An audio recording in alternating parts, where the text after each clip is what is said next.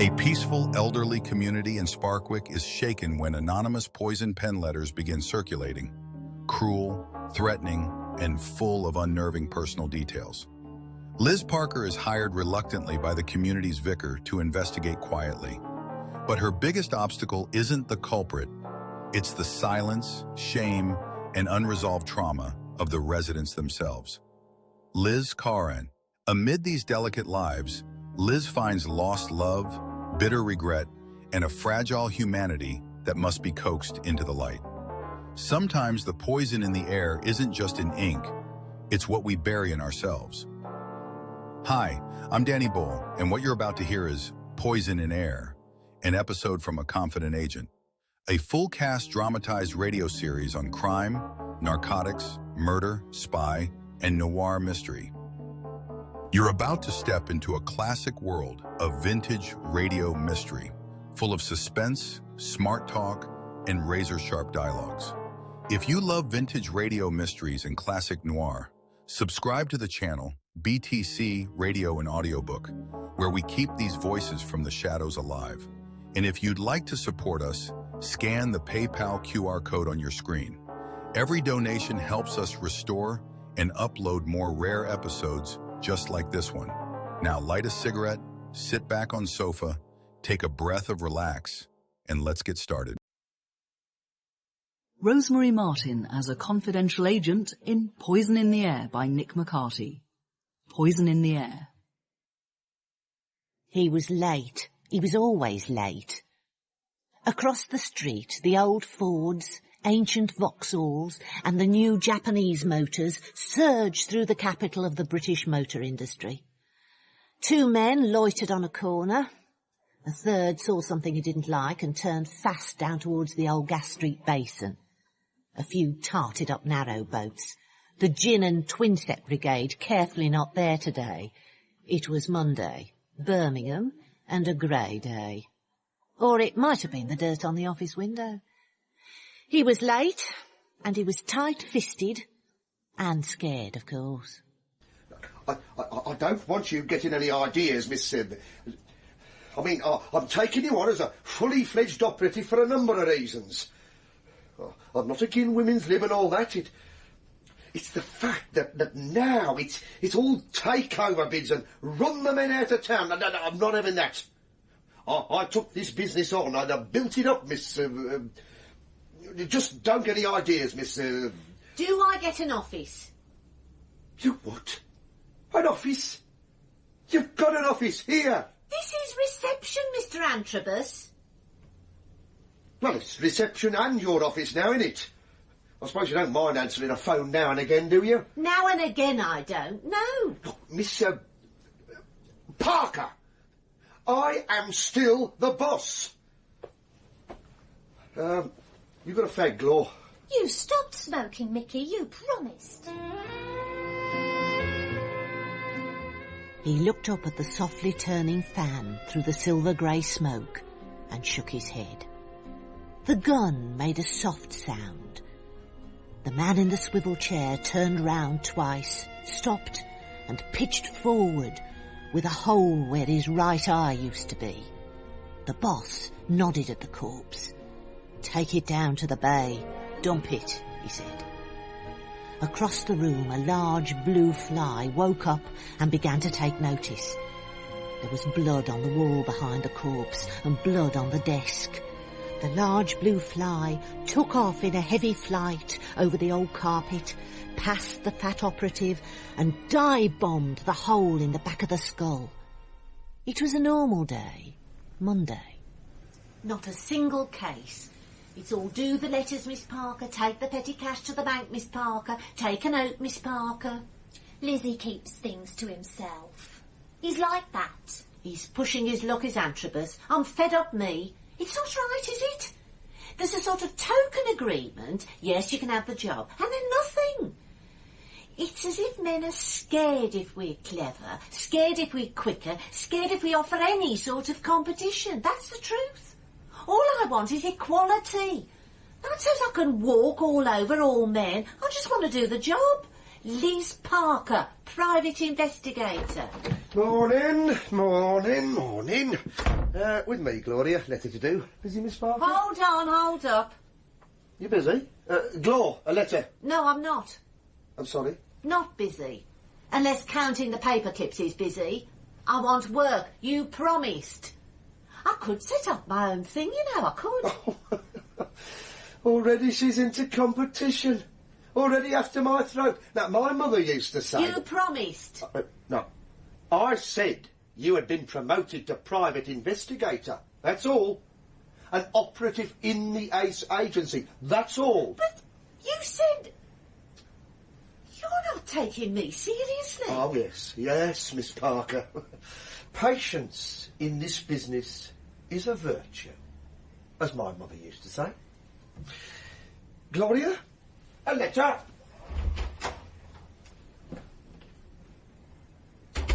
Letters? Who's he kidding? Have you ever noticed how a man can say what he likes to a spinster and get away with it? We're supposed to be grateful. As if being without a husband is a mark of failure. He wouldn't be rude to his wife. Betray her, yeah. Antrobus does that all the time, but never rude. And not to Gloria. But me, all the time. I'm just typewriter fodder to him. So what have I got to look forward to? Going home of a night to me dad, who's always moaning about the cold and the food and the fact that I go to work. I left home once, 20 years nearly, and then Mum died and, well, he couldn't boil an egg, so what could I do? Go home and bang my life down the pan. Left the job, left freedom, left the little flat in Wolverhampton. It wasn't much, but it was freedom for me. And now, him at home and me out on the number 9 buzz along Broad Street every morning, in here. Antrobus sees me a spinster and he sees failure, as if catching a hunk of flesh like him was success. Daft, I call it. Excuse me, the Ace Agency? It was the vicar. He put his shining face round the door, pushed and walked in. He was short and going to seed slowly, tweed jacket, a badge with an "Oh be joyful" smile over it in his lapel, and the same to match on his anxious face, slightly balding and out of breath from all the stairs, or the dubious magazines he can't have avoided on his way up the passage. He seemed guilty, like a small boy with a dirty secret. He glanced about, wet his lips with a little pink tongue, and began to back out again. Terribly sorry. I seem to have made a mistake. No, this is it, the Ace Agency. What can we do for you, Vicar? Well, you see, it's not exactly... I'm not used to this sort of thing, in fact. To tell the truth, a bit out of my depth. A donation for the tower, perhaps more my line. Not sure what the Ace Agency management say to donations. I'll give you 50p. Oh. Which tower? Oh, it's Sparkwick, Parish Church. You may know it. It's quite a well-known Gothic sort of, Victorian copy of a French, typically a Birmingham piece of... It's falling down, let's forget it. No, come in. Tell us your problem. We're here to help, Vicar. Mrs. Williamson suggested I should ask for help. It's a delicate matter, one that requires the greatest of tact. Marjorie Williamson? Yes. A friend, she said, of Miss Parker. Me? Oh, I see. Well, nice to meet you, of course. Maybe I'm jumping the gun a bit.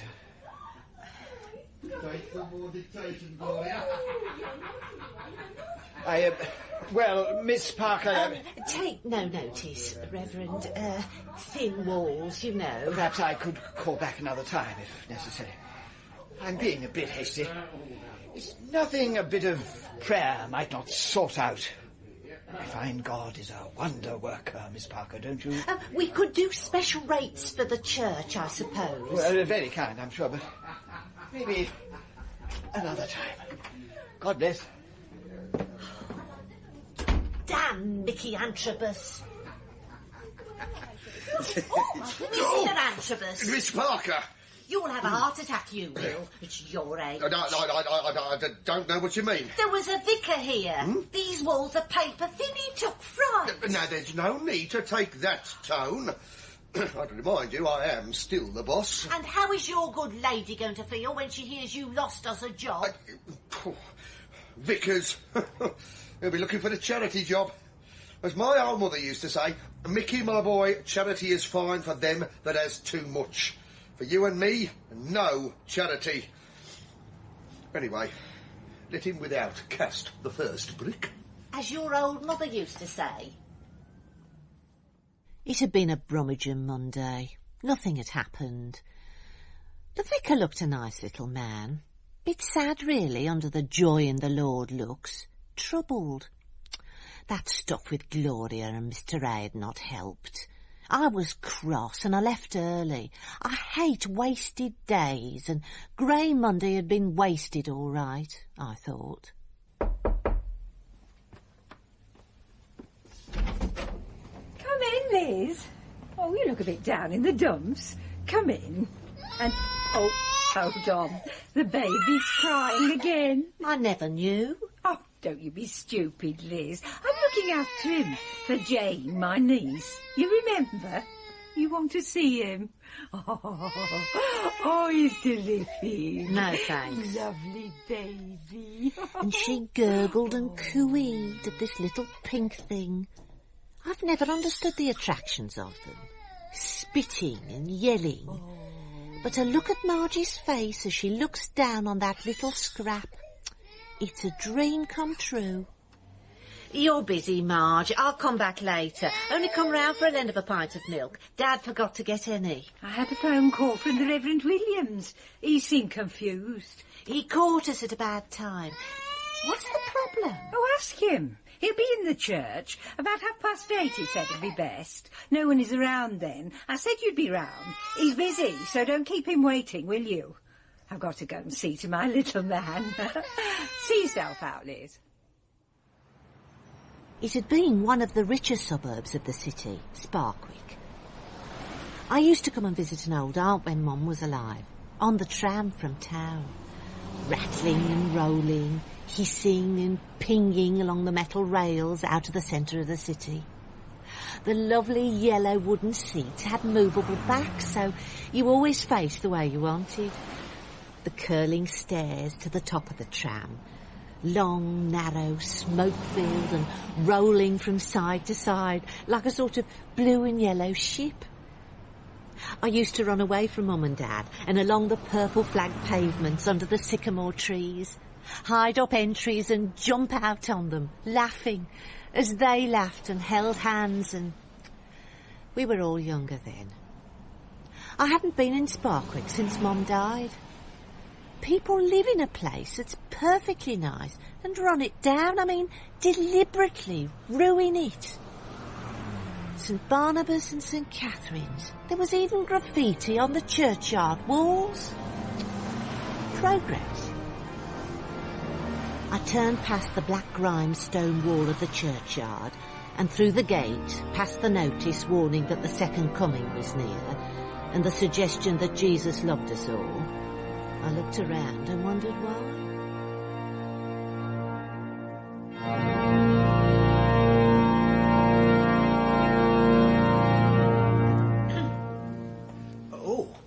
Oh, good of you. Very good. I was a bit out of my depth yesterday, a bit surprised. Surprised? To find myself where I was, the Ace Agency. People find it hard to talk about things. I know I do. Nice flowers. Yes. Yes, one of the old ladies does them. Marjorie sometimes comes over to help. Down the aisle of the church, a cold draught winds, and I suddenly felt sorry for him. This dumpy little man trying to face up to life in the city and really dreaming no doubt of cricket on the village green, Panama hats and stands the clock at 3:30. And what's his little lot? Rastas in tea-cosy hats, graffiti kings spraying invitations to do unmentionable things, and a cold, cold church. He'd make no difference in the long run. And then he got to the point. So I am vicar to a small residential home. Yes. Old people, retired people, single people. In their own places, but with someone there to see they're all right. I've been trying to get my father to look at one here, Ross. No chance. Well, we have a problem there. A lot of unhappiness, distress. Go on.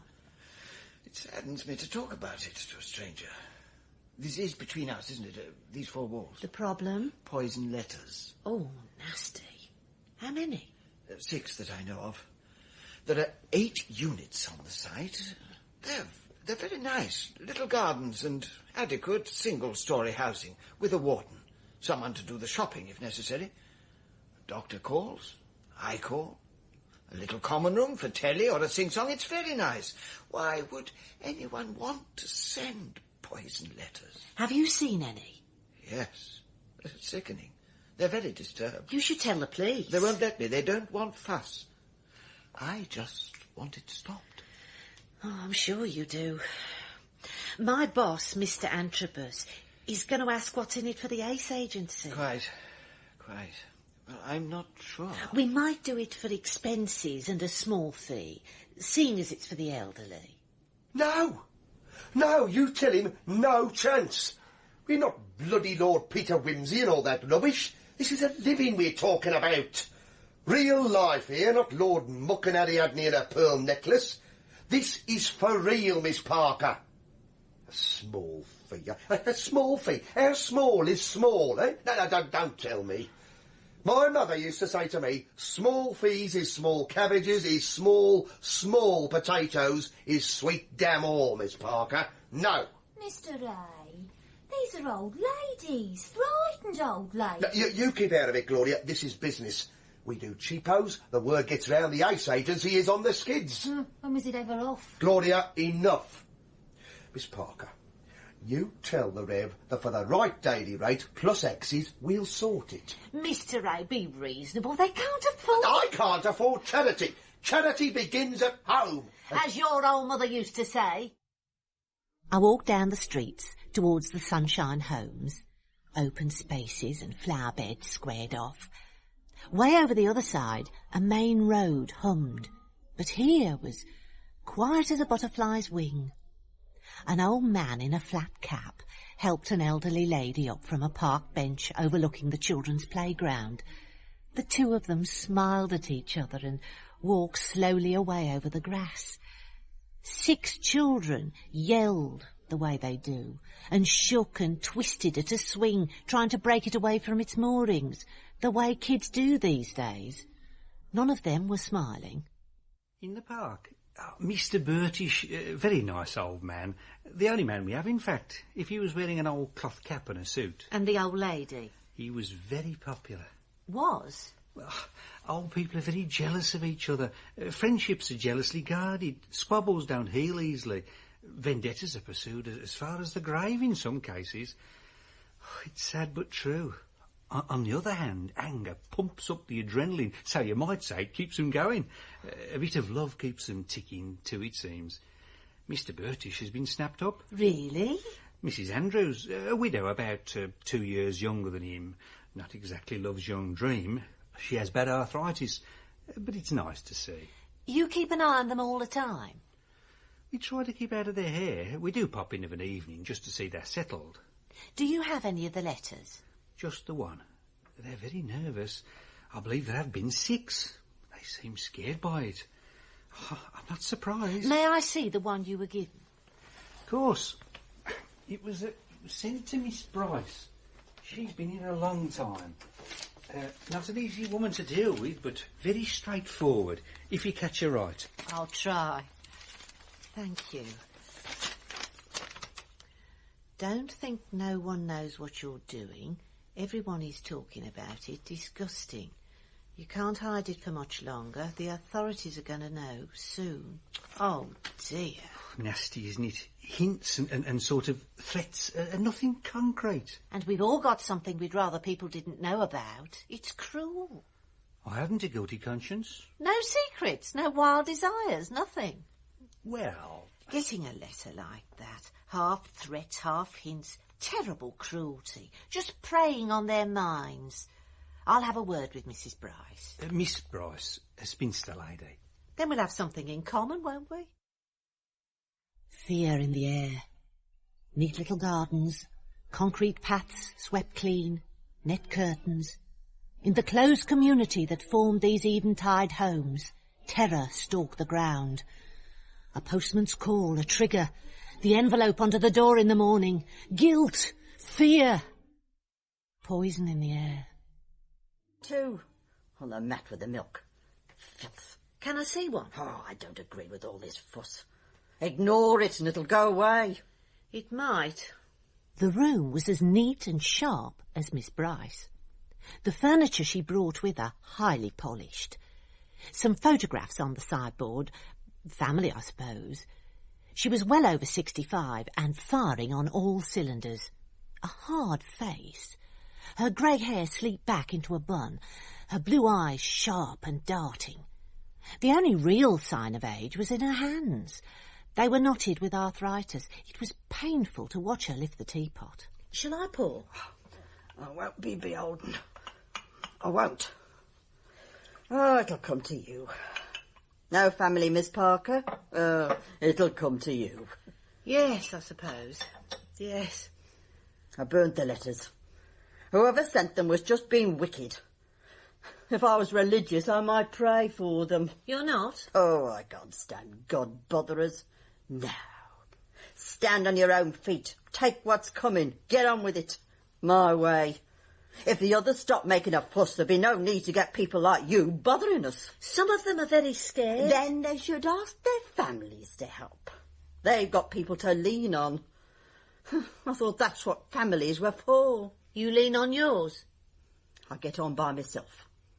Can you think of any reason why anyone should be sending these letters, Miss Bryce? Any reason at all? I do not intend to bother thinking about one. The letter, Mrs. Barker. No, I don't want. I didn't keep it. I gave it to my son when he came to visit. He burned it. Now, if you don't mind, I'm not feeling too good. Have you had any more, Mrs. Barker? Oh, I don't want to talk about it. My son said to ignore it. Burn them if I've got any more. Sorry.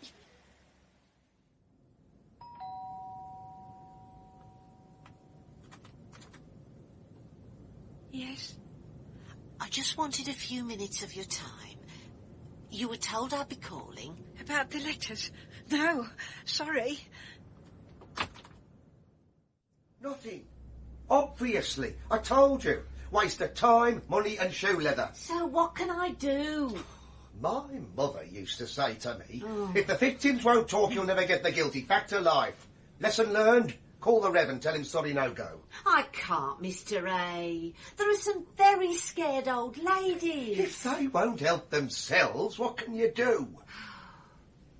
I'll go back and see the old man. Oh. Have another chat with Miss Bryce. G&T, Liz.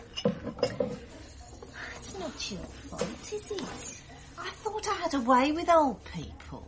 Got enough practice with me old dad. Nothing. Stone-walled me, all of them. That's it then. Oh, sad. Cheers, Glow. Cheers.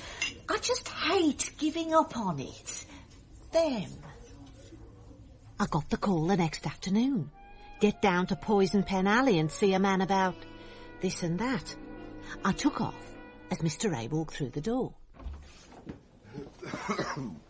Miss Parker, I want you to go and sit outside this place and check the movements of this party. I glanced at the photo and gave it back. Sorry, Mr. A. I have to see a man about a letter. Tomorrow? The point is, Miss Parker... There's nothing on your desk, Mr. A. You could go. I've got a cold coming on and a sore throat, and my wife insists I stay here. Miss Parker! Hi, Aspirin. See you. The Sparkwick Arms. A reflection of the bad taste of the breweries and their so-called architects. A reflection of our times, my dad would say. Still, would you drink in a place that was plastic Spanish with overtones of third world grot? Billy and his lady were sitting over their drinks when I came in. They only had eyes for each other. Billy and Alice looked into each other's eyes like love's young dream. Nice, really, if you could forget where you were. Alice can tell you, girl. Nothing to do with us. You get letters like that, what do you do? I cried. I did. The last one I never showed you, Billy. Oh? It said things about you and me and my grandchildren. Nasty things, unkind things. So it was someone who knew you had grandchildren? I'll tear the throat out when I find them. She doesn't want to hear about that, Billy. I got over it. I was lucky. A trouble shared. You must find that with your hubby, Mrs. Parker. Well, not exactly. Not married. Well, it's not always what it's cracked up.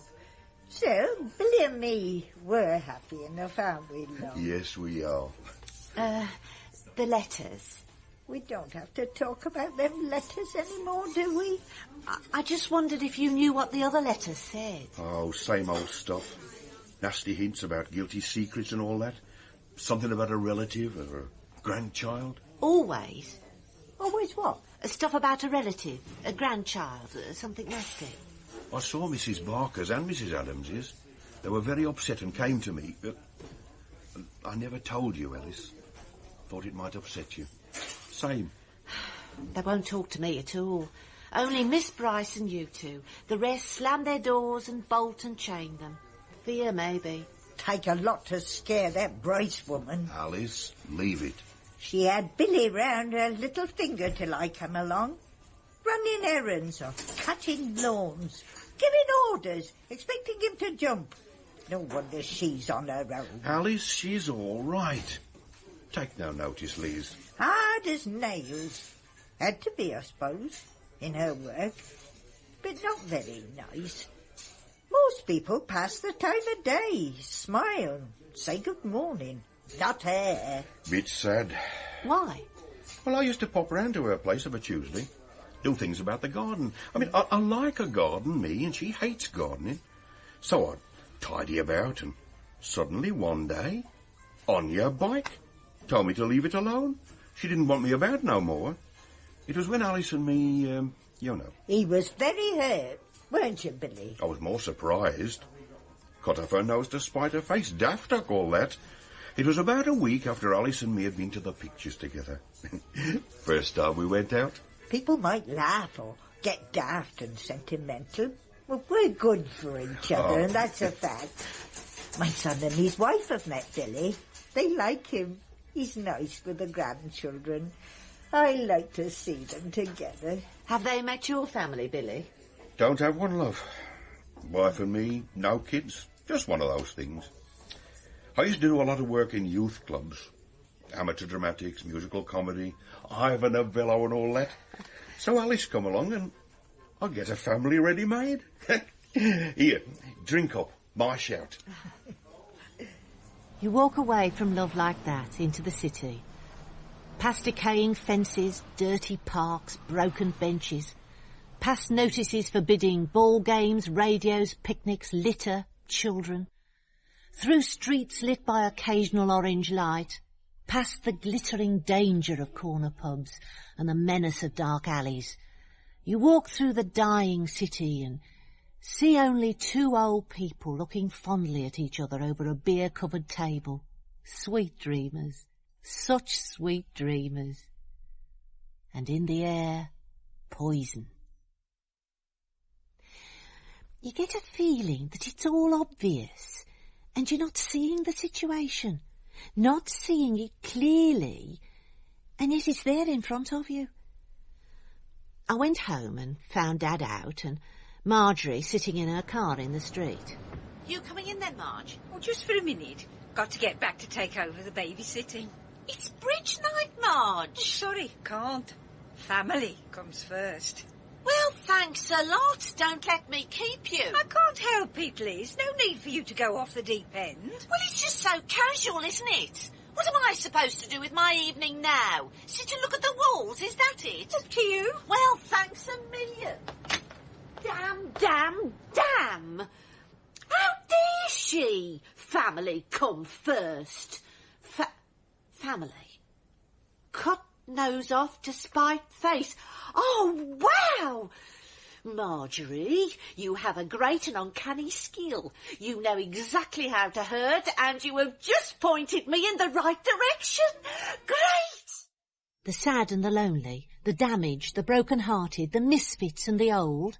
Put them away behind shutters, behind bars, blinds. Hide them.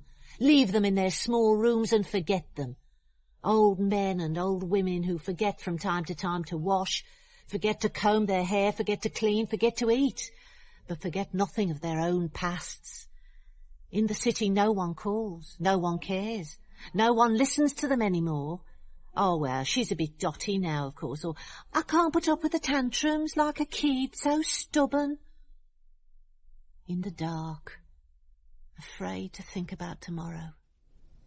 Miss Bryce is a lady of undoubted skills and talent, Miss Parker, as my wife reminded me last night. We had seen her on our honeymoon in Clacton, on the pier, or in the Winter Garden. It was a wet time we had there, I remember. Out of season, of course, and a bit cheaper. Now, my mother used to say, you don't miss anything but a bit of sunshine, so who's worried about sunshine? Oh, your old bird played and sang selections from Ivor Novello. I remember it very well. Oh, Mr. A, how romantic. Maybe it was, Gloria. I forget that bit. Me, I'm tone deaf. Don't know a singer from a mutton chop, me. Now, my good lady wants her to sign something. A picture, maybe? Well, she's an old lady with arthritis. Well, she'll have a publicity picture. Theatricals always do. It's their egos. They don't give a damn for anyone till it's too late. I mean, nothing matters. Family, friends, children, all go hang. All for a career in the Winter Gardens, Clacton. Oh, I ask you, I mean, is that a career? Glor, will you be in later? Yeah, why? I might want a favour. I'll ring you. But Mr. Hold on. Oh, damn it. Easy, isn't it? When you're listening properly. Hints and nods. And then suddenly, clear as a bell. I am quite sure, Miss Perkins. Parker. Oh. No family at all? Not as far as I'm aware. I think you should know something. I received one of these letters. I'm ashamed to say I did nothing about it. Have you still got it? It's there.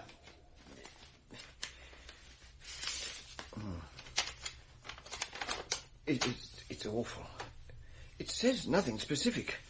And the threats are so... Specific? Public disgrace, drag through the dirt, abominable practices.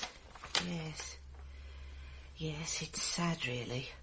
It's terrifying. What does the writer know? Probably nothing. But you get a letter and you can't be sure, can you? Exactly. So, Miss Bryce has no family? Not as far as I'm aware. Damn! Oh, sorry. The Rev's dead wrong. They never come and visit her, though. Her son never comes near her, nor his wife. Never bring the kid over. Nothing. Are you quite sure? She used to have a photo of the kid on the mantelpiece. I was in there fixing a plug for her, and she told me there'd been a row. Not seen hide nor hair since. Do you know where they live? No chance. Try the warden. He might know.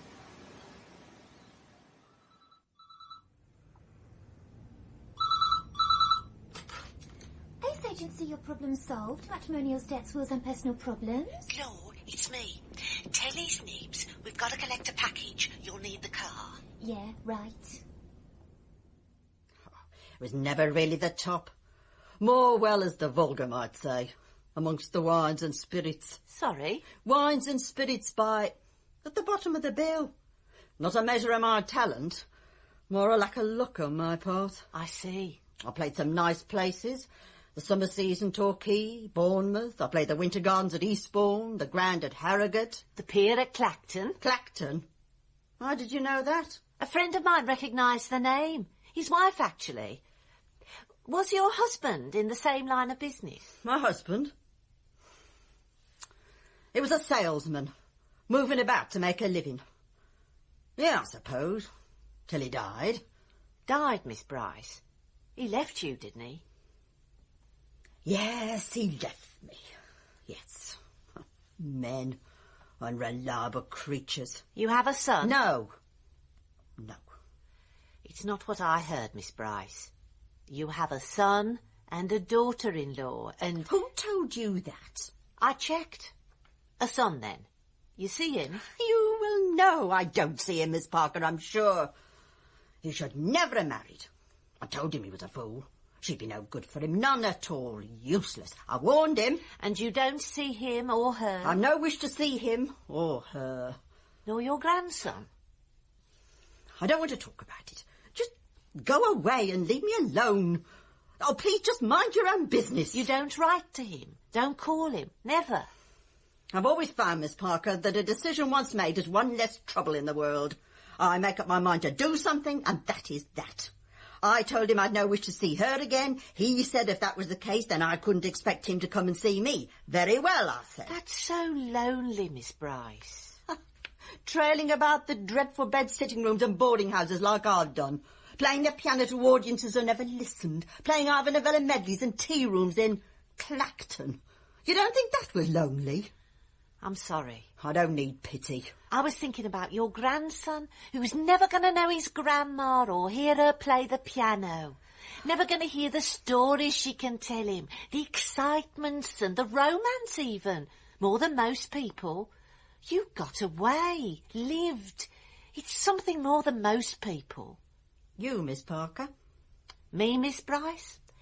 Trapped by a demanding old father, dragged back from freedom to the fold. I made an escape, and I allowed duty to drag me back. I'm sorry? I'm not, usually. I care for him and he needs me, and, you know, it's roots, isn't it? Cutting them away would be so cruel, so... I'm not so very sorry for myself. Am I? Are you, Miss Bryce? I remember once I was on bills with Arthur Askey and Trinder and Rowitz and Landau. Fine pianists. They liked my work. Told me so. And Ziegler and Webster Booth. Such fun we had. I really want to hear. Can we go for a walk? It's such a nice day. Did you know Henry Hall? I remember as a kid listening to him on the radio. And we walked away from the sheltered housing and down the road to the park. I just hope Gloria had done a good job at her end. Miss Bryce never stopped. Once she got wound up, it came out in a stream, as if she'd been waiting, just waiting for someone to talk to about those lovely, long, lonely days playing rotten pianos in concert parties, tea rooms, winter gardens, ballrooms, and for amateur operatics. Lonely, of course, but with the occasional excitement. I said then, never again, living out of a suitcase. I did my best, sent my son to school. He came to me in the holidays, hung around waiting for me to finish, hung around theatres and tatty digs. No coward, promised me a tour on a cruise liner.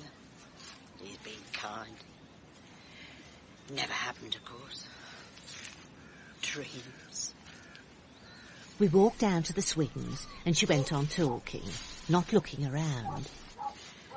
So many dreams and hopes. Then I couldn't play so easily. My hands began to stiffen up. Arthritis. I managed to get work in the tea rooms, and then in the winter did the occasional work for the local amateur operatics. It's me! John, Grandma! It was so lonely. Grandma! Gloria waved to me from the car. I walked over, left the old lady and her grandson to it. This was the easy bit. We drove them home for tea. Come on, Gran. I want some chocolate biscuits.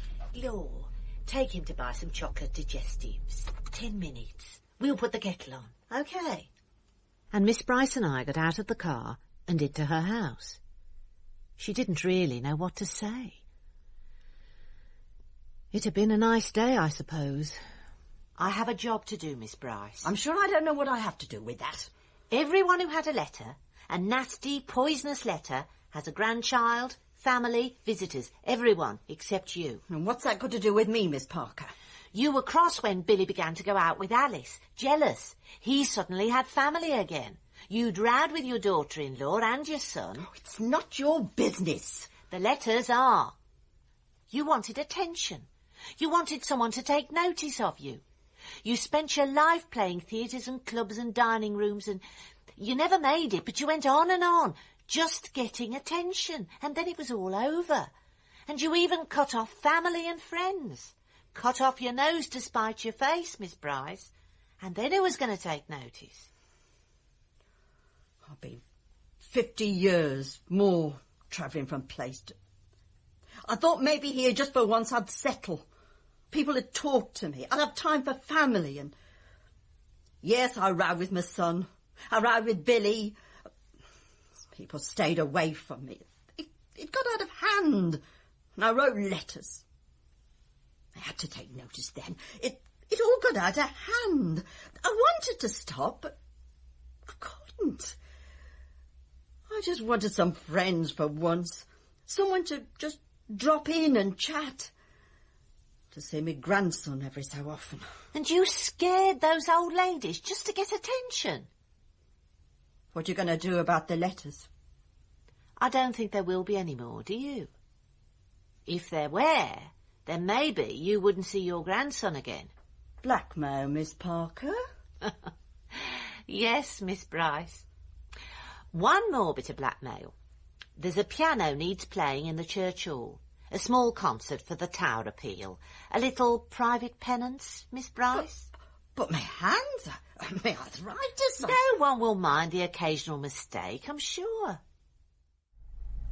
Miss Parker, I don't know what to say. You've made my wife's week. Try thank you, Michael. Miss Parker, I'm really looking forward to this concert. Oh. It brings back such happy memories, doesn't it, Michael? Doesn't it?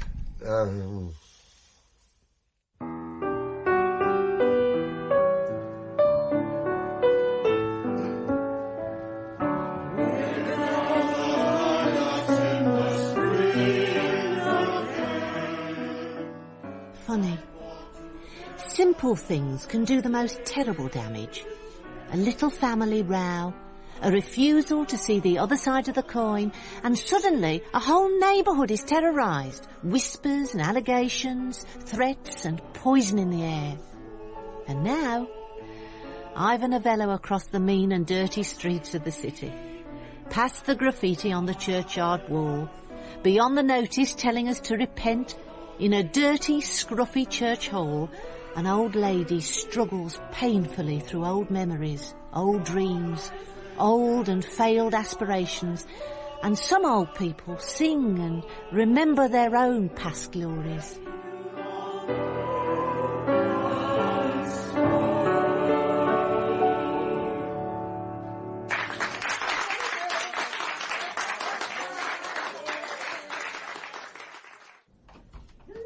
Morning. You're late, Liz. Who's counting? I am. Fees. The vicar told me he paid. Not in the book, Miss Parker. No. Well, you see, the concert last night was for the tower of the church. No. You never wanted to do the job, you said. Your mother said never work with reverence, no charity work. Exactly. So, the fee, if you please. Well, it's not as easy as that. There were tickets to buy. Tickets? Well, you don't think a professional musician is going to do it for nothing, do you? Miss Bright is a member of the Musicians' Union. Union rates. And something for the Tower Fund. The fee? The whole fee? Yeah, I paid the lot in. Your old mother was right, Mr. A. Never do charity work.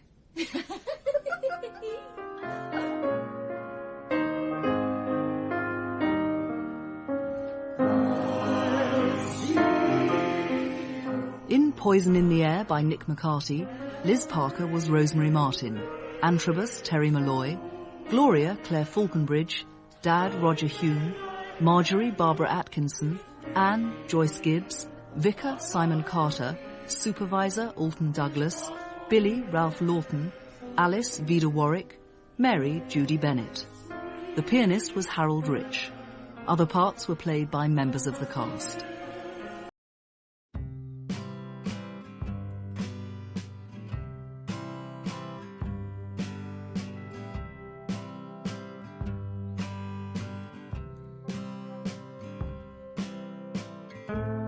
Throughout the week, BTC Radio and Audiobook channel brings you the best adventure mystery dramas on the air. So here, action-packed, fast-moving plots to hold your interest right up to the smashing climax on such thrilling programs as Big Town, Mr. District Attorney, The Big Story, and Dragnet. Every week on most of this BTC Radio and Audiobook channel. On Dragnet, you'll hear the documented cases from the Los Angeles police files. The Big Story brings you 2 tales from the front pages of America's newspapers.